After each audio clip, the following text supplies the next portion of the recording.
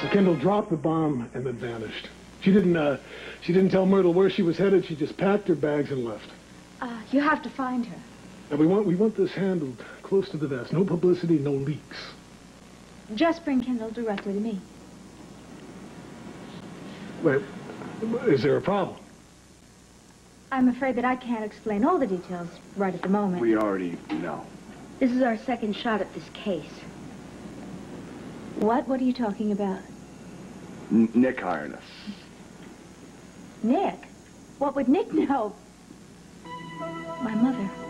Of course, my mother. Erica, getting upset all over again. No, my mother was hiding something. You know she was. I mean, she's the one who called Nick and got him to come here and do her dirty work for her. He's the one who broke into Kendall's room. Well, I don't think Mrs. Tyler knew we were on the case. Of course she knew. What I don't understand is why I didn't know. I don't understand why nobody told me, why I'm the last to know. I mean, Myrtle Fargate knew about this before I did. We didn't think there was anything to know. Yeah, we thought it was a false alarm. Well, Kendall isn't... Who knows where she is? This is not a false alarm. Erica, we went down to Florida. We met with her parents, her adoptive parents, the Harts. Bill and Alice. And what did they say? Well, we asked them if Kendall was adopted, and they said no, and we believed that. Yeah, they were very sincere about it. They were emphatic. Who knew? I mean, the way we approached it, we told them that Kendall had filled out on her form, her application for enchantment, that she was adopted. Yeah, which they categorically stated was untrue. So we flew back to Florida, back from Florida, and told Nick, and no relation, case closed. Well, I can't understand then why my mother suspected Kendall. The birthmark. What birthmark? Kendall had this birthmark on the back of her neck. Just like your baby had. I never saw my baby. Erica, we're really sorry. Look, we didn't think there was anything going on here. If I had had 1 ounce of proof that Kendall was your daughter, Erica, I would have told you. Well, look, I don't want to hear this.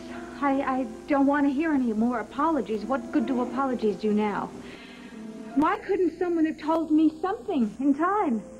Instead of lying to me, everybody sneaked around behind my back for weeks. My mother, my friends, everyone except you, Dimitri. We're sorry. Well, this whole thing has been just totally mishandled, just botched from day one. Well, of course not anymore. No, Erica, don't. No, let me go. Dimitri, Erica, come on, leave me alone. You can't do this. Dimitri, I have to get Kendall back. I mean, leave me alone. No. Dimitri, I have to get my daughter back.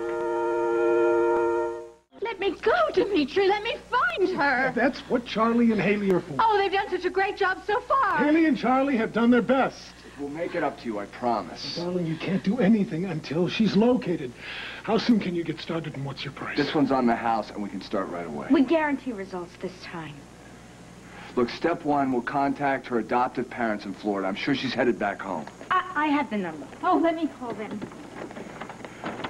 I can handle this. I can at least handle a phone call with the people who raised her. Anyhow, they're partly responsible because they told her who I was. They didn't tell me that they told her. No, that's not right, Erica. Mr. and Mrs. Hart didn't say a word to Kendall. Well, tell me something, Myrtle. What else don't I know?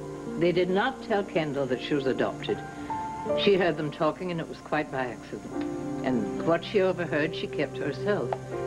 When she got older, she took matters into her own hands, did her own digging, and found your name on the adoption papers. She didn't tell her parents? Not a word. Well, still, they may have heard from her. Do you have the number? Thank you.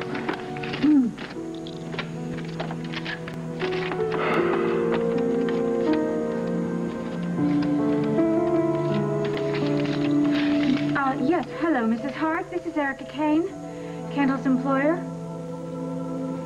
Oh, she's mentioned me. That's very flattering. Thank you. No. It's just that Kendall and I seem to have had a misunderstanding, and I just don't know where she is right now, and I thought perhaps she had called you. I see. Well, Mrs. Hart, if she does call you, would you please tell Kendall that I want her to call me immediately? She has my number. And please, Mrs. Hart, please tell her that I have something that I want to explain to her. And I would like to discuss this in person. Well, I don't want to lose your daughter. I think she's wonderful. She's been invaluable, truly. Yes, thank you very much. You too. Bye-bye. No, Kendall hasn't called Mrs. Hart, and she doesn't have a clue.